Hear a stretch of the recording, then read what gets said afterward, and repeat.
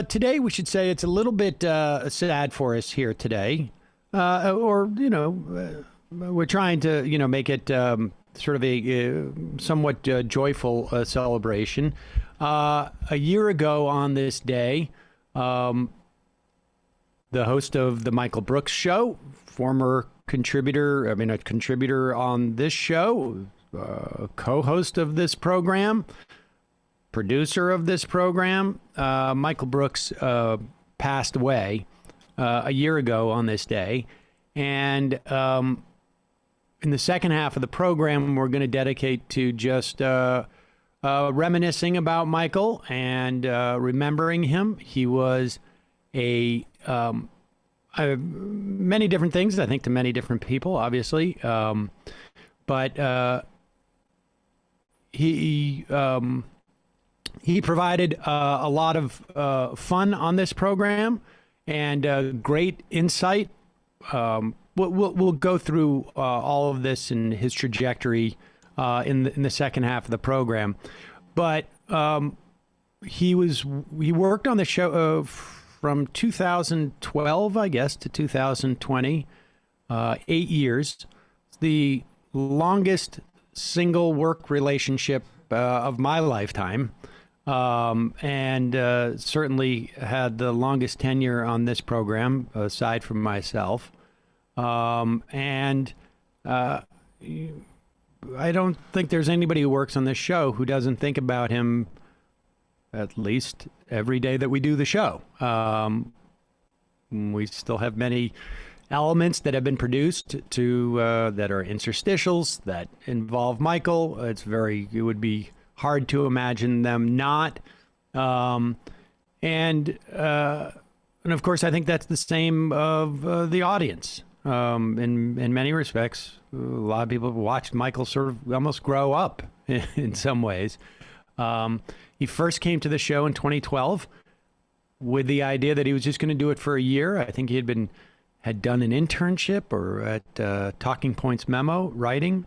And his original plan was going to do this for a year, and then he was going to go to, I think it was the LSE in London. And at one point I realized, he doesn't seem to be going. And he, his show, when he launched it, it was the second or third sort of project that he had launched, grew exponentially. It was the growth was huge. And he was a very unique voice in this space. And I think from my perspective, what I miss the most is the sort of the comedy and the fun that he created on this show. And so we're going to play one clip of him now. We may play other clips, and we're going to have some friends call in, and we're going to open up our phone lines to the audience to call in and talk about some of their favorite moments or aspects of Michael's work.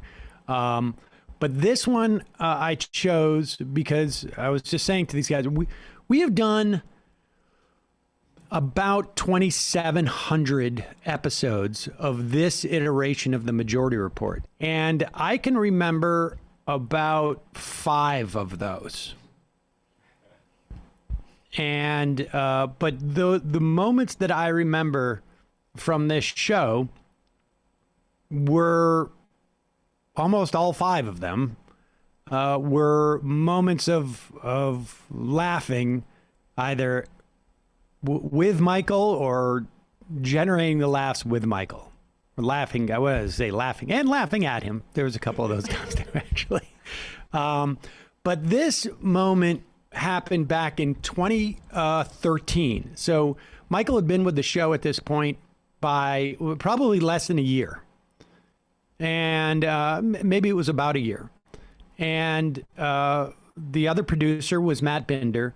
We were in a room that was about maybe about 200 square feet, 3 of us. It was not a pleasant office. It was in the fashion district of New York City, and it was very not fashionable. We had windows that overlooked a brick wall that we had to keep shut because of the soot. And we were right on top of each other, basically. And you'll see the tech on this clip is not... and I don't even think we were live, except for audio at that point. But we did take video. We didn't have the ability to cut because we only had one camera. And before this moment, Michael and I must have talked about it.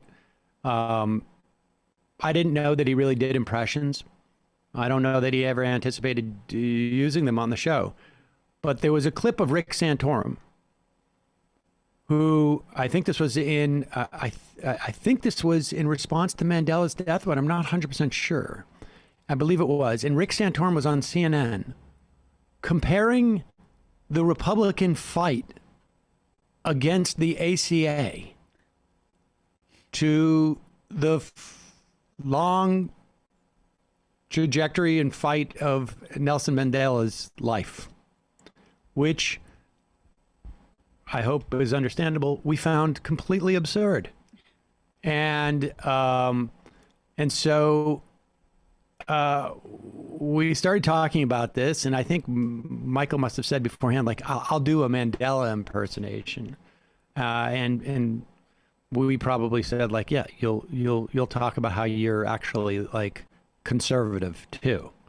And this moment I always remember because it really did begin to shape the show in the way that I had always hoped that the show would be. That would be able to integrate comedy, satire into, talking about the news, and I never really contemplated it being about impressions or specifically one about Nelson Mandela being a right-winger. But this is how that developed. There you have it, folks. Obamacare is like apartheid. Obamacare is like the repression, literal repression, of the majority of Americans. Americans under Obamacare, a vast majority of them, can't eat in the same restaurants, must live in slums, can't have access to the natural resources of their country, cannot have an equal vote, cannot have, that's what Obamacare is for Rick Santorum, because he's so stupid.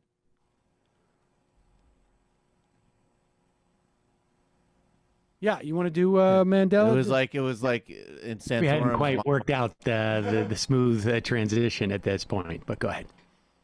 And Mandela comes out and he's like, of all of the injustices in the world, that could remind me of the struggle against apartheid. The delivery of health care through a private market mechanism. None could face the same level of injustice and tyranny that Americans face by having an inconvenient website so that they are covered in a catastrophic situation. You should fight this. Now, I want to know, when's Rick Santorum going to go into prison for 27 years to fight this?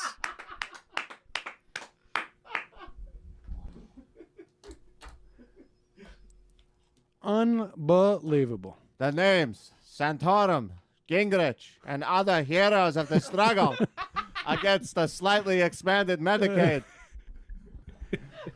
You will go down in history along with Oliver Tambo, Walter Sisulu, and other great comrades who have fought evil injustice. How demented are these people? So demented. It's so much better if they could just say Mandela was a communist. Screw him. Oh, I mean, my God. right. So there it is. I mean, longtime listeners of this program will be surprised that Michael ended that so quickly. And you can hear Matt Binder, old Matt, as we call him around here, in the background cackling. And we, there was the first time that we had done something like that, to my memory. And it, obviously we got a little smoother with that stuff as we went along, and then the dynamic was less, Michael, do more. It was like, okay, Michael, that's enough. But it really, it changed the trajectory of the show and made it personally just, I think obviously made it much more enjoyable for the audience. But yeah, that sort of way of communicating became our main mode on the show and off, yes, in the office. Yes, it sort of took over.